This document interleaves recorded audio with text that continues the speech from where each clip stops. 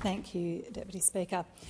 This bill sets up the Net Zero Economy Authority, outlines its functions and then gives it the ability to do some specific things. I'm going to talk about 4 topics here: why the intent of this bill is so important, how the functions of the authority fit with the intent of the bill, an example of transformation being done well in Western Australia, and what's missing in the authority's real powers under this bill. Firstly, on why the intent of this bill is important. The Objects Clause of this bill says it has 3 aims: to promote an orderly and positive transition to a decarbonised economy, to work towards our emissions reduction targets, and to support workers and regions in the transition. Now, I was elected in part because my community wanted to see more action on climate. Each of these 3 aims is essential if we want to see more action on climate. Firstly, promoting an orderly and positive transition to a decarbonised economy. Now, I'm fascinated by the research produced by the Investor Group on climate change, which says the cost of an orderly transition is about 1 to 2% of global GDP. The cost of a disorderly transition is about 5% of global GDP, and the cost of doing nothing is about a 10% reduction in global GDP due to the impacts of climate change. So an orderly transition will save money and can make us more of a leader than a laggard. Now, we can't rely entirely on market forces to drive this transition because we don't put a price on carbon.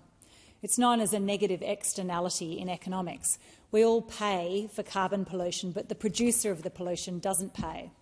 Now, government is in the unique position to assist in the coordination and integration required across the economy and the community to transition to net zero. To diversify our economy away from mining and gas production and towards energy sources that are less damaging for the planet, we need to set up the right rules and frameworks to guide investment into low-carbon industries and energy production. So the first purpose of driving an orderly transition is vital. The second purpose of the bill is to work towards our emissions reduction targets. Now, the Objects Clause doesn't specify which targets, but I hope it's applied flexibly so that any target, which I hope will become more ambitious over time, will guide the authority's activities. As the Business Council of Australia points out, the scale, breadth and complexity of the transition means that unnecessary delays in project implementation and deployment will be the difference between Australia meeting its nationally determined contributions between 2030 and 2050 in an orderly and positive way versus sacrificing energy security, energy affordability, international competitiveness and real wages growth over the longer term. We are not going to meet our targets without some careful coordination, and only government or entities established by government for this purpose can play this role. The third purpose is supporting workers and regions in transition. Well, we currently face our greatest economic challenge of this generation, shifting to a low-carbon economy. And like any large economic transition, people will need to change jobs. When cars became affordable, there were huge shifts in our economy. Roads suddenly needed to be smooth, horse and buggy drivers were out of jobs, no one had the newly needed driving skills, and people could live further from their workplaces. So much changed. Now, we didn't resist cars because it would put the horse and buggy drivers out of a job. We navigated the transformation. Similarly here, old jobs will disappear and new jobs will emerge, and we'll need to provide training and support to help minimise the impact and maximise the benefit of this transition. Secondly, I want to talk about how the functions of the authority fit with this very necessary intent of the bill.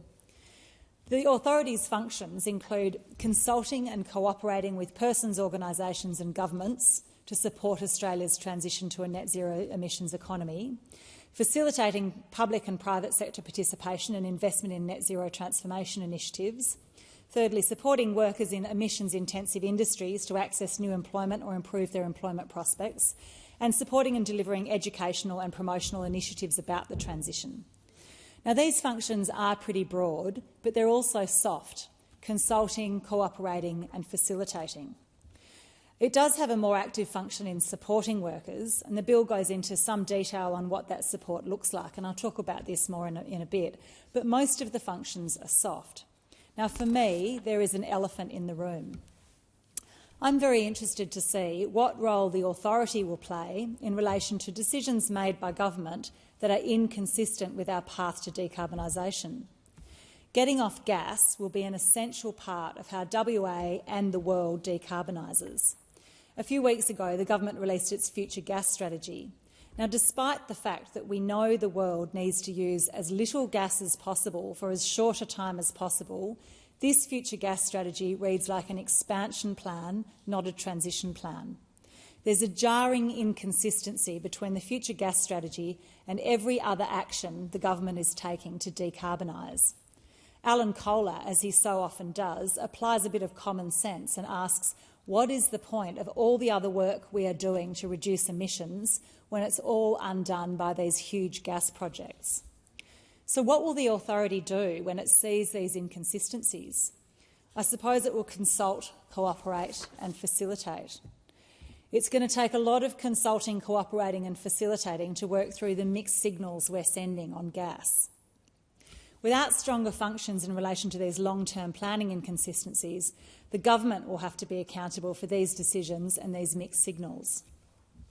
I hope that the authority is able to speak independently and freely to the government and to the public about the difficulties we're creating for ourselves and the impact gas expansion will have on our ability to play our part globally and hit our emissions reduction targets.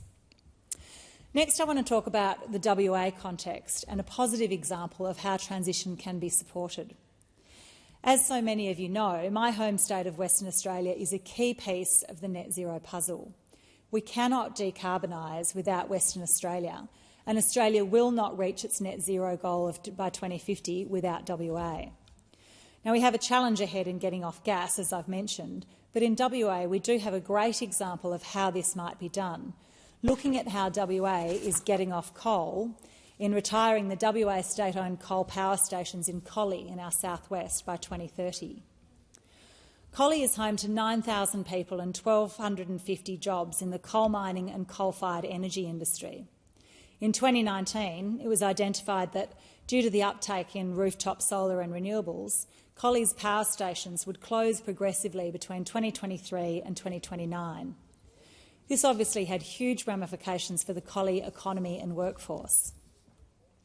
The WA state government has been working with Collie using the Just Transition framework, which focuses on supporting workers, industries and communities as the economy changes. An essential part of this Just Transition plan is deep and considered consultation with the community through working groups comprised of employers, employees, state and local government. It involves strategic investment in diversifying the local economy. For Collie, this means a more than $662 million transition package with a focus on encouraging tourism to the town. It also means investment in skills, training and career advice for those workers preparing for the next employment opportunity. Now, this plan is ongoing, so it's impossible to label it as a success or a failure until the coal power plants are all shut down. But in terms of community understanding and acceptance of the transition, Collie is tracking well.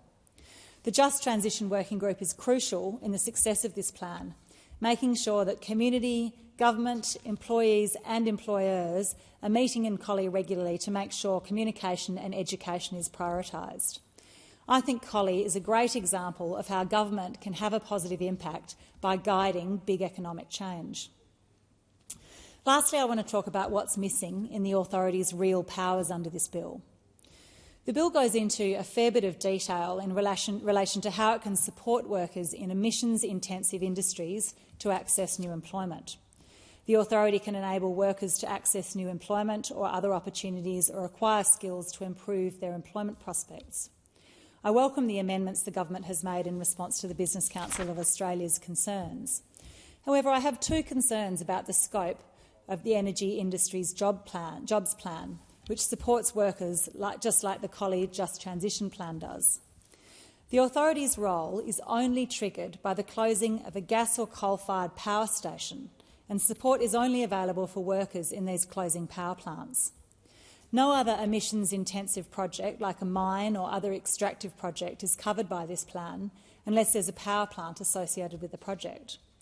And my first concern about this scope is that this limitation might expose some workers who are outside the definition but will still be required to transition to new employment when emissions-heavy industry transitions.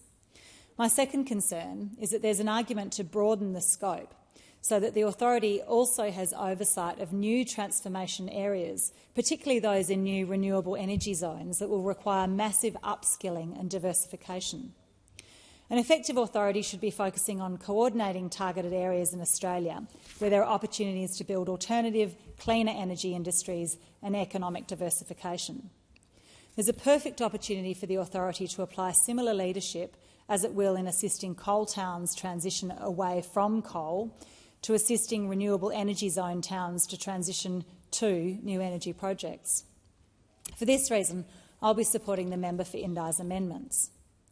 The broader issue with what's missing goes back to my point about the future gas strategy. Should the authority be able to call out the government on decisions that make it very difficult for Australia or the world to meet our emissions reduction targets? If the authority is not going to do it, who will? Who will point out that it's pointless reducing our emissions in so many other areas if the emissions we avoid are dwarfed by the new emissions from gas extraction and use? Who will point out that approving new exploration licences that won't be exploited for years sends signals to the gas industry that we're not serious about decarbonisation? Who will warn government of the stranded asset risk we face as our trading partners try their hardest to get off what we're selling them?